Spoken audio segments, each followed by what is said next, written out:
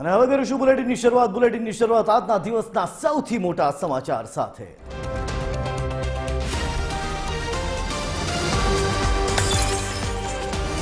રાજ્યમાં મુસદ્દા મતદાર યાદી ટૂંક સમયમાં જાહેર થશે। મુસદ્દા મતદાર યાદી તૈયાર કરવાની કામગીરી હવે પૂર્ણતાના આરે છે।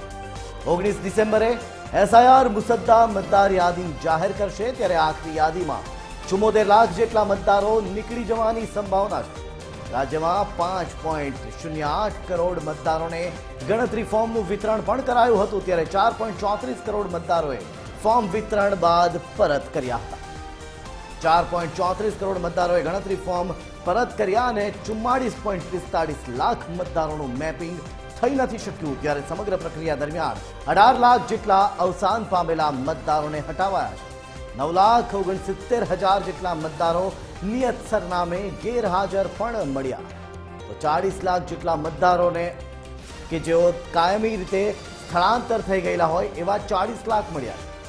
18 જાન્યુઆરી સુધી ડ્રાફ્ટ યાદી સામે રજૂ કરી શકાશે વાંધા પુરાવા। આખરી મતદાર યાદી બાદ સ્થાનિક સ્વરાજની ચૂંટણીઓ થઈ શકે છે જાહેર, ત્યારે આજ મામલે વિસ્તારથી વાત કરવા માટે આપણી સાથે જોડાઈ રહ્યા છે એસોસિએટ એડિટર સોનલ અનટકટ। સીધા જઈશું સોનલ પાસે। સોનલ, હવે મુસદ્દા મતદાર યાદી ટૂંક સમયમાં જાહેર થવા જઈ રહી છે, ત્યારે શું છે વધુ વિગતો? સોનલ જે પ્રકારે સર અંતર્ગત સમગ્ર રાજ્યમાં મતદાર યાદી સુધારણા કાર્યક્રમ હાથ ધરવામાં આવ્યો હતો અને તે અંતર્ગત હવે તેની જે આખરી મુદત છે તે પૂર્ણતાના આરે છે। કામગીરી હવે પૂર્ણતાના આરે છે। હવે ગણતરીના કલાકો જ બાકી છે ડ્રાફ્ટ યાદી જાહેર થવાને, કેમ કે આજે 17 તારીખ થઈ ચૂકી છે અને 19મી તારીખે ડ્રાફ્ટ મતદાર યાદી જાહેર થવા જઈ રહી છે। ત્યારે આ ડ્રાફ્ટ મતદાર યાદી જ્યારે જાહેર થશે ત્યારે ફાઇનલ જે મતદાર યાદી સામે આવશે તેમાંથી 74 લાખ જેટલા જે મતદારો છે તેમની બાદબાકી થઈ શકે છે, આ પ્રકારની માહિતી સામે આવી રહી છે। હાલના તબક્કે જે રીતે સમગ્ર રાજ્યમાં સઘન મતદાર યાદી ગણતરીનું જે કામ હાથ લેવામાં આવ્યું હતું, 5 કરોડથી વધુ મતદારોને જે ગણતરી ફોર્મ છે તેનું વિતરણ કરવામાં આવ્યું હતું અને તે પૈકી 4.34 લાખ જેટલા એટલે કે 4.34 લાખ જેટલા જે મતદારો છે તેમણે આ ગણતરી ફોર્મ ભરી અને પરત કર્યા હતા। આ દરમિયાન જો વાત કરીએ નામ કમી થવાની, તો 74 લાખ જેટલા મતદારો ગુજરાતની આખરી મતદાર યાદીમાંથી બાકાત થાય તેવી સંભાવના હાલના તબક્કે સામે આવી રહી છે। મહત્વનું છે કે 44.45 લાખ જે મતદારો છે તેમનું મેપિંગ થઈ શક્યું નથી। કોઈને કોઈ પ્રકારે અધૂરી માહિતી આપવામાં આવી હોય જેના પગલે આ જે મતદારો છે તેમનું મેપિંગ થઈ શક્યું નથી તેવી વાત પણ હાલના તબક્કે સામે આવી છે। સાથે સાથે સમગ્ર પ્રક્રિયા દરમિયાન 18 લાખથી વધુ જે મતદારો છે તેવા હતા કે જેમનું અવસાન થયું હોવા છતાં પણ તેમના નામ જે છે તે મતદાર યાદીમાં બોલતા હતા અને આવા જે નામ છે 18 લાખ એવા મતદારો કે જેમનું અવસાન થયું હોય તેમનું નામ મતદાર યાદીમાંથી દૂર કરવામાં આવ્યું છે। અત્યાર સુધીનો જે ફિગર છે તે મતદાર જે એસઆઈઆર કચેરી તરફથી જાહેર કરવામાં આવ્યો છે। સાથે સાથે જ જે 9 લાખથી વધુ એવા મતદારો હતા, 9,70,000 જેવા એટલા મતદારો હતા કે જે તેમના નિયત સરનામા પર મળ્યા ન હતા, એટલે કે ગેરહાજર રહ્યા હતા, સ્થળાંતર થઈ ગયા હોય અથવા તો અન્ય ક્યાંક જતા રહ્યા હોય, પણ 9,69,000 એવા મતદારો હતા કે જે તેમના નિયત સરનામા પર મળી આવ્યા ન હતા।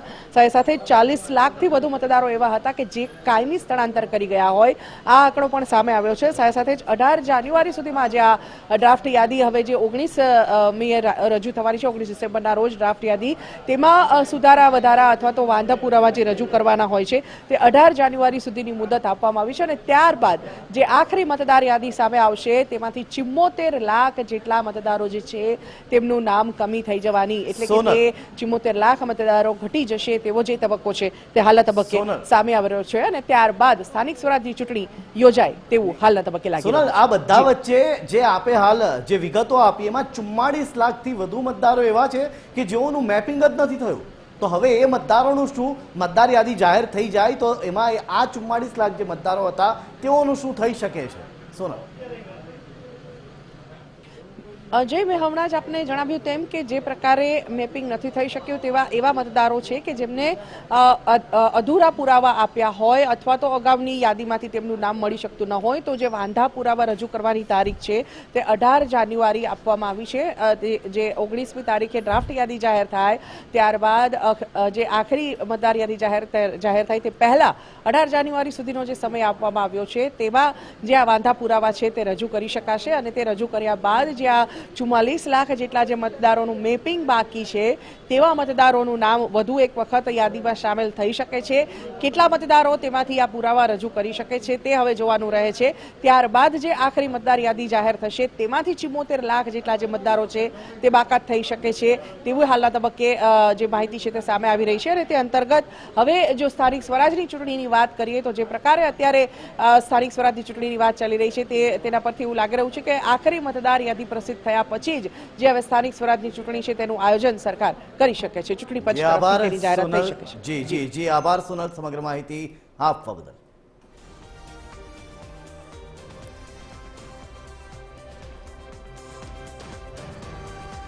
એસઆઈઆરની ડ્રાફ્ટ યાદી હવે પ્રસિદ્ધ થશે. આધાર પુરાવા સાથે ફોર્મ નંબર 6 ભરવું પડશે. મતદાર યાદીમાં 2 જગ્યાએ નામ રાખવું ગુનો કહેવાશે હવેથી. તો રાજ્યમાં 19 ડિસેમ્બરે જાહેર થશે એસઆઈઆરની ડ્રાફ્ટ યાદી અને આ ડ્રાફ્ટ યાદી બાદ મતદાર યાદી સંબંધી તમામ વાંધા દાવા અરજી પણ કરી શકાશે, જેના માટે પણ સમય આપ્યો છે. 19 ડિસેમ્બરથી 18 જાન્યુઆરી સુધી આ વાંધા અરજીઓ કરી શકાશે. જે મતદારનું નામ નથી તે કરાવી શકશે. યાદીમાં નામ દાખલ એટલે કે આ યાદીમાં જેમનું નામ ન આવ્યું હોય તે પણ પોતાનું નામ દાખલ કરાવી શકે છે. ડ્રાફ્ટ રોલમાં નામ નથી તે પણ યાદીમાં સામેલ થઈ શકશે. આધાર પુરાવા સાથે ફોર્મ નંબર 6 ભરવું પડશે.